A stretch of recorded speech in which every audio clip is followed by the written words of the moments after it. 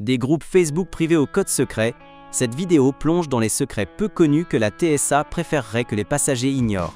La première chose que les agents de la TSA ne veulent pas que vous sachiez, c'est qu'ils ont en réalité moins de pouvoir que la plupart des voyageurs ne l'imaginent. Leur mission principale est de détecter les menaces potentielles et de s'assurer du respect des règles de voyage tout en vous guidant à travers le processus de contrôle de sécurité, ce qui inclut la vérification des cartes d'embarquement, l'indication des objets à placer dans le bac de contrôle et la fouille en cas de déclenchement d'une alarme. Les agents peuvent vous demander des gestes de routine comme vider vos poches ou passer par un scanner corporel, mais beaucoup de choses échappent à leur autorité. Par exemple, ils ne peuvent pas obliger un citoyen américain à déverrouiller son téléphone ou à donner le mot de passe de son ordinateur portable.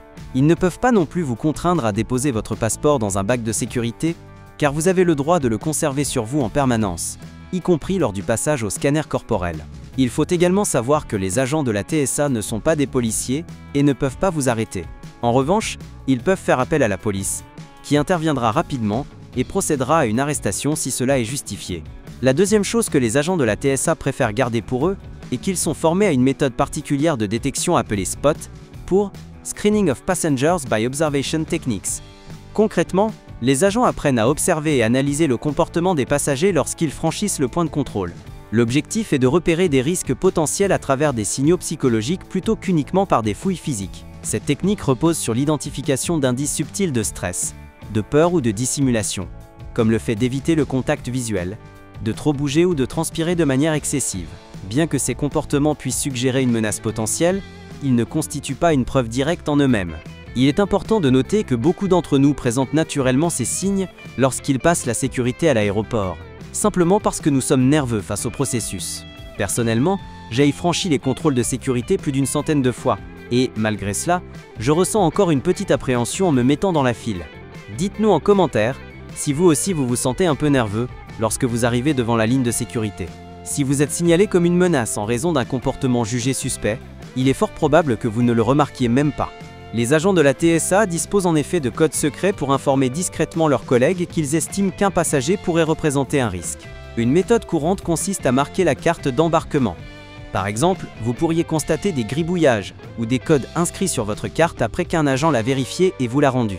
Dans la plupart des cas, il ne s'agit que de marques de routine, comme les initiales de l'agent qui vous a contrôlé. Mais un code notable que vous pourriez trouver est SSSS, qui signifie Secondary Security Screening Selection, sélection pour contrôle de sécurité secondaire. Celui-ci peut apparaître sur votre carte d'embarquement avant même que vous ne passiez le contrôle.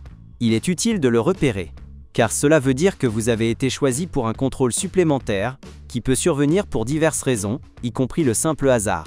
Dans ce cas, préparez-vous à une vérification plus poussée, comme une fouille de vos bagages et quelques questions supplémentaires.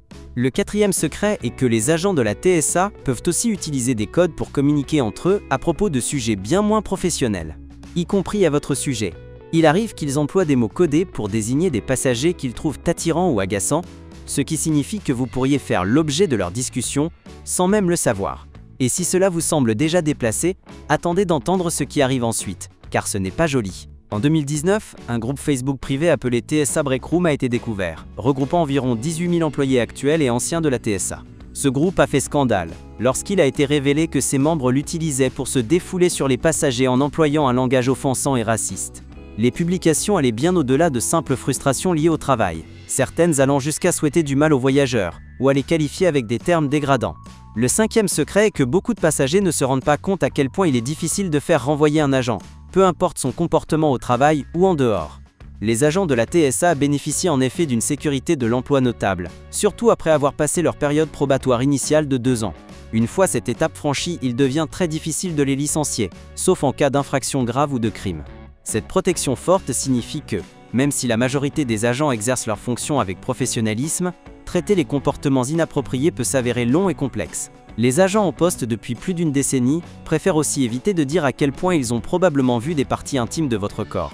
Selon un chercheur en communication qui étudie la TSA depuis 2010, les premières versions des scanners ne comportaient aucune protection de la vie privée, ce qui permettait aux agents postés au point de contrôle de voir des images nues des passagers.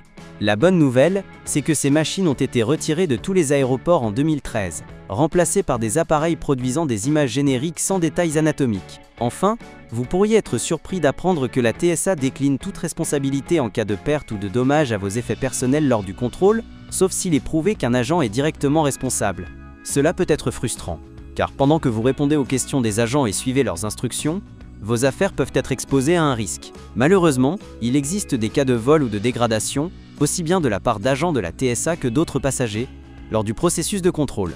Si vous voyagez à plusieurs, une bonne astuce consiste à vous répartir dans la file afin que l'un puisse garder un œil sur les bagages pendant que l'autre passe le contrôle. Si vous voyagez seul, soyez attentif à l'ordre dans lequel vous déposez vos objets dans les bacs. Les articles placés en premier passeront plutôt au scanner et resteront sans surveillance plus longtemps de l'autre côté. C'est pourquoi il est préférable de mettre d'abord les objets moins précieux ou facilement remplaçables, comme les liquides ou les chaussures, et de garder les objets de valeur, portefeuille, électronique, bijoux, pour les derniers bacs, afin de réduire au maximum le temps durant lequel ils resteront seuls. Beaucoup de passagers enregistrent également leurs bagages avant de passer la sécurité, sans réaliser que tous les bagages, y compris ceux en soute, doivent obligatoirement être scannés, voire fouillés. La loi impose à la TSA de contrôler chaque sac embarqué sur un vol commercial. Si un élément suspect est détecté, ou si un chien renifleur réagit, les agents peuvent être amenés à ouvrir votre valise pour une inspection plus poussée. Pour ce faire, ils peuvent couper les cadenas, voire ouvrir une valise entièrement filmée de plastique. Selon la TSA, environ 5% des bagages enregistrés nécessitent une inspection physique par un agent, les autres étant validés par un contrôle électronique.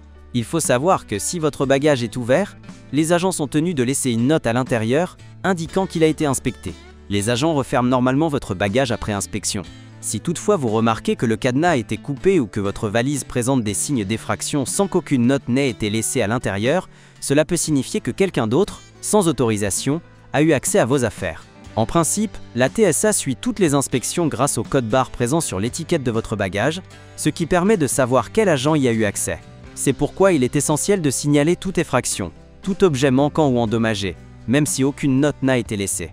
Les autorités pourront ainsi tenter d'identifier le responsable, car aussi bien des agents de la TSA que des bagagistes ont déjà été pris en flagrant délit de vol dans les valises des passagers. N'oubliez pas de vous abonner pour retrouver chaque semaine d'autres conseils et astuces de voyage, et je vous dis à très bientôt dans une prochaine vidéo.